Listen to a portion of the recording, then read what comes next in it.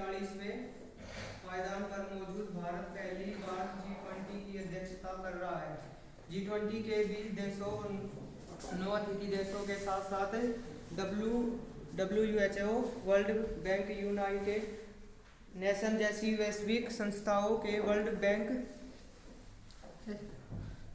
प्रतिनिधि हाल ही भारत में पहली बार उदयपुर में एक जाजम पर जुटे और एजेंडा तैयार किया जिस पर आगे मंथन होता रहेगा। जल्द ही जोधपुर में G20 कॉन्फ्रेंस होगी।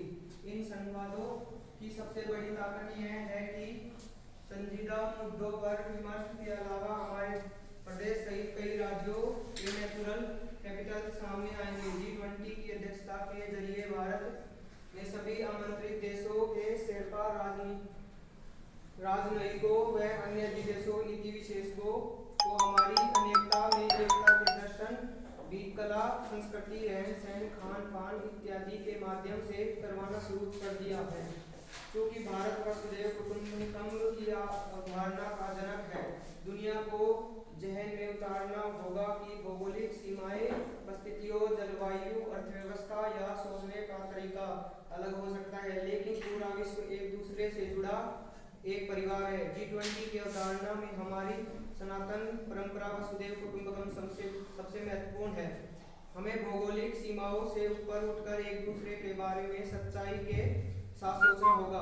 कहने को हमारी एशियावासी है और अमेरिका, ऑस्ट्रेलिया तथा अफ्रीका हमसे अलग महाद्वीप हैं, लेकिन मानवीय आधार पर हम सबकी मूल भावना एक सी है। जातियों में, प्रांतों में, देशों में बटे लोगों की चिंताएं और सरोकारों की समान है। आज विश्व ग्लोबल विलेज में तब्दील हो चुका है। आज जो यहाँ है कल वह वहाँ होगा, कल जो वहाँ है वो अब यहाँ होगा। इसका उदाहरण कोरोना वायरस है जो पूरी दुनिया में फैलता चला गया। इस आधुनिक काल को छोड़ दें तो हमारे यहाँ सदैव संयुक्त परिवार की परंपरा रही है, जो हमारी जीवन शैली का मूल भाव है। उसी संयुक्त परिवार की अवधारणा के साथ सभी देशों को शिक्षा, चिकित्सा, रोजगार, खाद्य, ईंधन, उर्वरक, व्यापार, जलवायु परिवर्तन की चुनौतियां पर एक साथ काम करना होगा।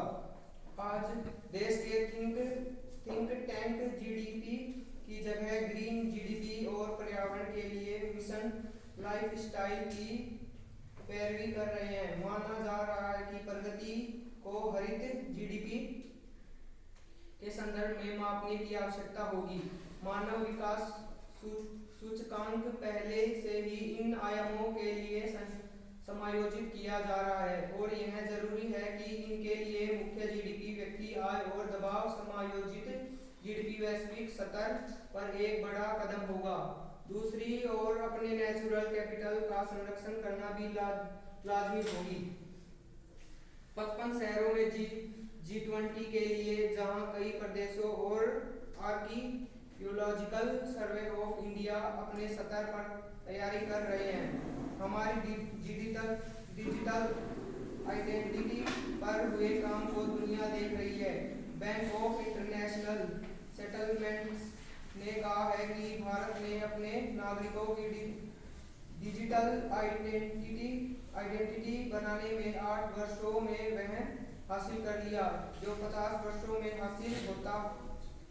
बैंकों से डिजिटल पहचान को जोड़ने से भुगतान की गति तेजी से सुधर गई है, जबकि आज भी दुनिया में 4 अरब लोग बिना डिजिटल पहचान के हैं, 2 अरब लोग बिना बैंक खाते हैं और 133 देशों में फास्ट पेमेंट नहीं है। बड़ी बात है कि इन तमाम मीटिंग में पूरी दुनिया के सामने भारतीय ज्ञान प्रणाली यानी इंडियन नॉलेज सिस्टम डिवीजन होगा, जिसे हमारी शैक्षिक विरासत, कृषि और जल प्रबंधन की परंपराओं पर डॉक्यूमेंट्री बनवाने की जिम्मेदारी दी गई है।